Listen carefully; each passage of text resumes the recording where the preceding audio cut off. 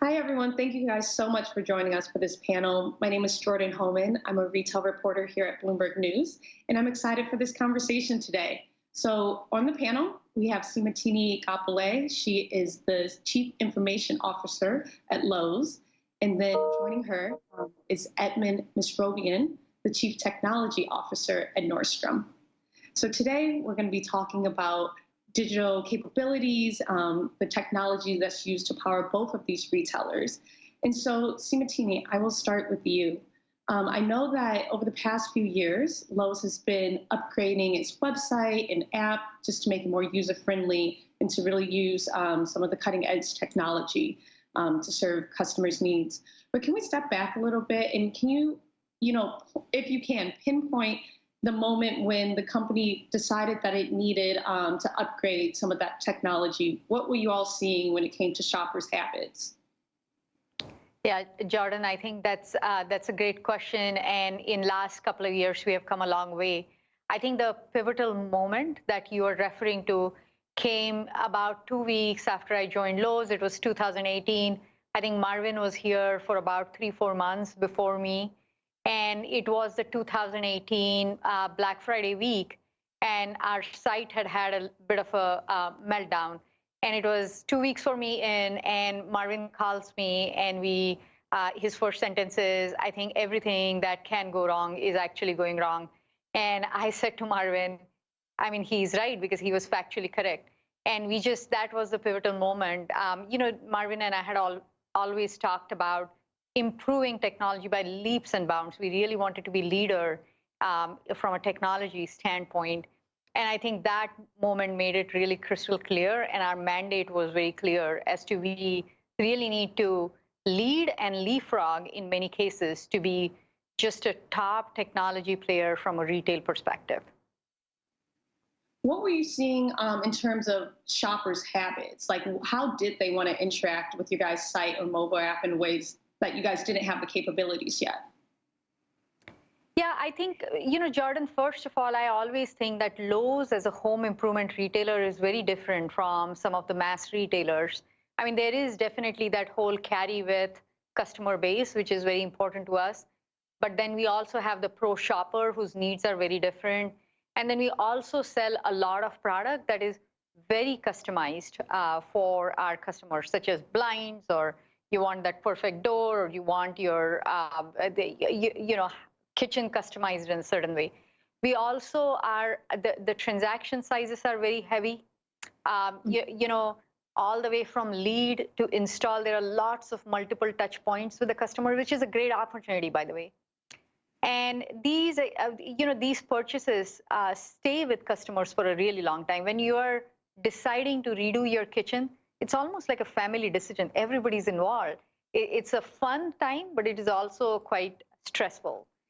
And what we were walking through this whole journey, and what the customers really want, is a lot of support, information, content, and just ease of use from Lowe's. And that's the journey we have been in order to provide them, and really focus on the fun parts and take away all the friction. Right. And Edmond, I'm going to bring you into the conversation now. I believe around the same time, 2018, was when Nordstrom really started adding more like AI into its mobile app and trying to improve search ability. Can you set the stage for us in terms of what you all were seeing with your shoppers, which is a different, demographic than what they would be buying at Lowe's? Fair enough. Thank you for having me. Look, I would say that in 2018, when I joined, so about around the same time, the company was well on its journey to be a digital player, and had started many pilots around AI, vision, trying to see, can I shoot what's in your closet to help you make a better styling decision? We released a lot of dynamic looks, so we can actually try to take your purchase history and try to give you a bit of a sense of what you might be interested in. So there were early trials going on from a customer-facing side. There was a lot of AI in the back of the house: price optimization, markdown optimization, supply chain logistics. So AI is rich at Nordstrom, but from a customer-facing perspective, it was very much, can I help you get the magic of what happens in the store when you're in front of a stylist? Can I bring some of that magic online and give you a wonderful experience?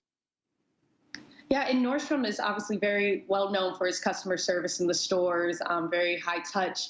So, as you guys were thinking about developing that in the mobile app on the website, how did you even begin that process to make sure that that experience would translate when they're doing e-commerce? Well, fair enough. So I think part of the journey of all retailers is to go from being a transactional mindset to one where you're trying to get engagement and trying to get customers to feel that it's a daily habit. How do you get them to want to engage? And if you can do that, I think you create another kind of dynamic with respect to customer retention.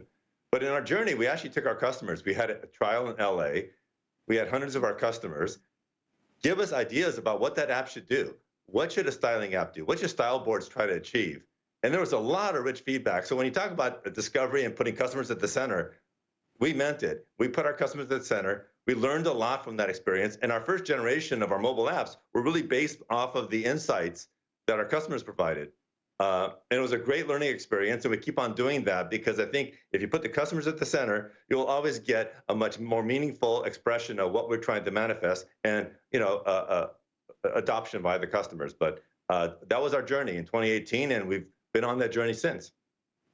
And I think what's really interesting about one of the technologies that you all have is the look, and just the idea that people can put together outfits all online and whatnot. And one of the learnings that you all had was that maybe the searchability, the very niche keywords, wasn't necessarily working. So can you talk about kind of that trial and error, learning how people search for clothes online versus what they would be doing in a store? Yeah. Part of the journey in the store is that you have sales associates and teammates in the store to help you on that experience and if personalized styling. Online, first, retail is largely in fashion brand centric. So the navigation models that you would have online are a bit different because you're looking for Chanel, you're looking for Fendi, you're looking for Zella, our own brands. And so it's brand kind of centric. So the first thing, how do you provide easy navigation so that if you know your brands and what you're looking for and you have an affinity for, we can get you there quickly. Keyword search, the more classical search around retail, is one of the challenges that we're working on to try to improve. And one of our goals is to make sure that as we add our selection to go from 500,000 to millions, we don't lose our ability to resolve down to it's you. It's all about you and what we know about you, because our goal is not to be the everything store, but to expand our selection, to provide our customers reach to product they want, but once again, bring it down to them. Because our goal is, to your point that you made earlier, which is spot on, we're about service. So we're service-led, content-inspired, and product-supported. So if I think about our framework. Got it. And data, that's such a key part of this conversation. Obviously, that's what helps shape the technology you guys are using. So Seemantini, just thinking about the past 2 years, I guess, at this point with the pandemic, with people's habits changing towards more home improvement or just spending more on the home in general, I'm sure you all have so much data about how shoppers shop, how you're talking about the pro customer versus DIY earlier. So in your role and with your team at Lowe's, how do you even go about deciding what's the most relevant data to help build tools around to help make that shopping experience easier for folks? Yeah, and in Jordyn, we are keeping customer at the center of every decision, and that applies to data as well as to what data would be most useful. Back to Ed's point that he made about search, he's absolutely right. I mean, I think the way people search is also changing, and along with the way you search on the website, I think visual search, like show me a chair which looks just like this. I saw something in the magazine and I was inspired by it. Or audio search, like I want to say, give me all the grills under $500, right? And all this needs a lot of data, Jordyn, to your point, in order to make sure that these experiences are really relevant. I think data is truly the oil for business when it comes to customers and also our associates. For example, we have designed lots of experiences around workforce optimization. Who, with what skills, and how many of those people should be in stores at what hours. We have put an AI model behind it, and we are making sure that our workforce is scheduled around it to give the best customer service. We are doing a lot of localization and assortment planning based on AI. So there are lots of AI-led algorithms and tools that we have provided for our internal associates. And we are also, to Ed's point, we are also unleashing a lot of AI-led experiences for our customers. For example, how would the paint look like in my house? What about dark green versus the light green? What happens in the daylight versus nighttime? How would the paint look? Kitchen planner. Even today, if you go and search for kitchen designer on Lowes.com, you get a really 3D experience where you can drag and drop and try different countertops and different refrigerators. What will happen if my backsplash changes? And it's a really nice interactive tool. And all this is powered by data, by AI, in some cases, AR and mixed reality. So I feel like you're absolutely right. Data is absolutely critical in giving great experiences. And at the start of the new year, I believe, Lowe's will be revealing, the augmented reality when it comes to flooring. Is that correct? That is correct, and we are so excited about that, Jordyn. In our app, so this experience is extremely integrated in our app. And one of the friction points we found when we were talking to various customers as to, hey, when you're doing your favorite home improvement project, what's happening? And one of the things that we discovered was measuring your space can be a really just laborious task, takes a lot of time, and you're not sure if it was what you did was accurate. You have a lot of furniture and moving pieces in your room. You still want to measure your room. So what we did was what we call it as Spatial Commerce, and that's going to be integrated in our app. And with LiDAR-based technologies in iPhone 13, you have it even on iPhone 12 Pro. But what you would do is you'll simply hold your phone and move around the room. It'll give you directions. The app will give you directions how to move around the room. And the LiDAR technology, which is used in so many different places, Jordyn, for example, in self-driving cars, whenever you want to have depth perception, it's the same technology, but it comes inbuilt in iPhones from 13 onwards. And what we are going to do is you are going to be able to move around the room. It's a very interactive experience. You're going to collect coins, Lowe's coins, as you move, just to make sure that you are doing it right. And at the end of it, in just a matter of a couple of minutes, you will get a floor plan of your room, and it'll tell you exactly how much floor tiling you need, for example. And we are going to keep expanding on this experience, and it'll measure it, it'll calculate it, it'll put it in your cart, and that way your home improvement goes back to the point that we are removing friction and keeping the fun parts in and removing all the friction out. So it's kind of like the older adage of measure twice and cut once, so you don't have to go through those frustrations of getting the wrong stuff. That's a great way of putting it, yes. And this could, either one of you can answer this question, but as you guys implement more technology, learn more about how shoppers want to shop, like how does this translate to either sales or increased engagement? I'll go first, and Ed, Sure. go ahead. But here is the thing. I think all this has to be extremely scientific, Jordyn, because it can't be like it is my favorite experience and it was my pet toy and I decided to implement. So there are really scientific measurement ways. First of all our products are based on a OKR model, which is objective and key results. So we are from the very beginning, we are thinking about, we are going to do X, but how are we going to measure it? How would we know success? And then online properties and, for our store products that we are developing, what we do is we have something called as A/B test, which is before and after, or we unleash that experience on one region and not the other, and then we would measure both the regions and see where do we have more sales, where do we have more conversion. That helps us understand as to how popular or successful the feature or the set of functionalities. But it also helps us learn and keep continually improving till we hit or exceed our goals. Let me, if I can add to we very much agree with your philosophy and approach. We use it at Nordstrom.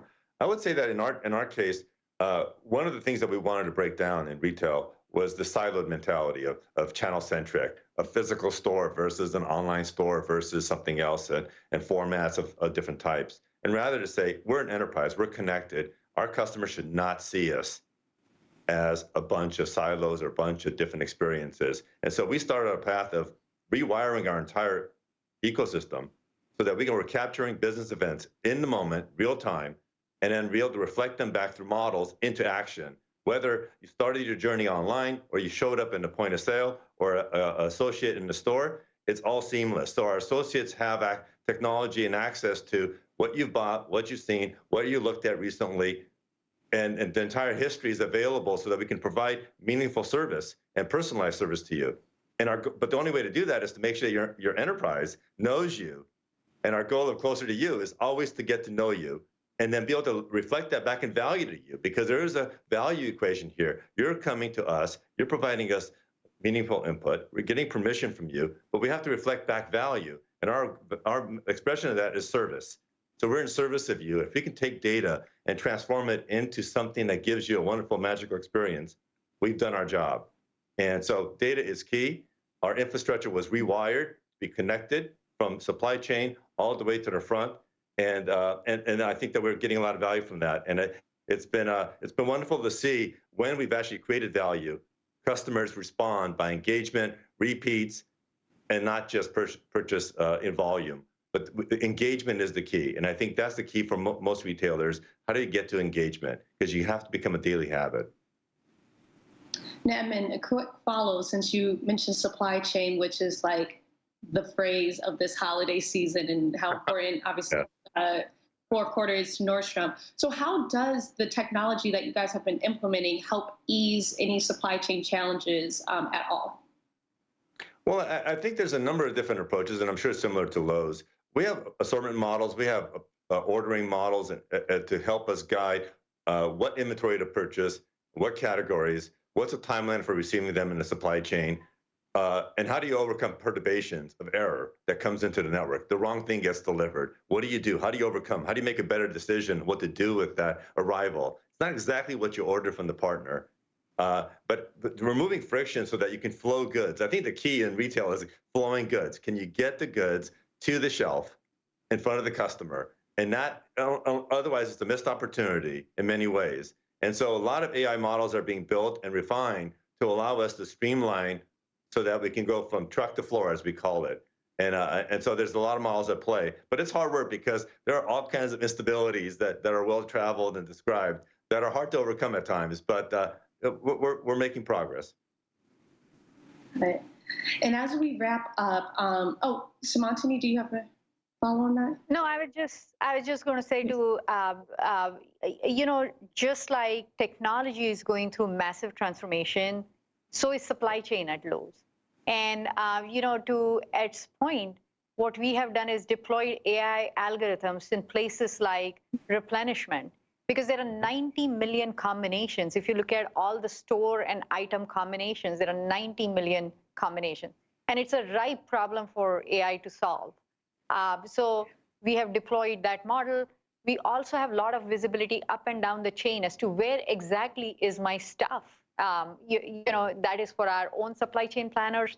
That's for customers, because visibility in these times became really critical. And so there are lots of different techniques within technology, from data to AI to visibility, that can actually really help this problem.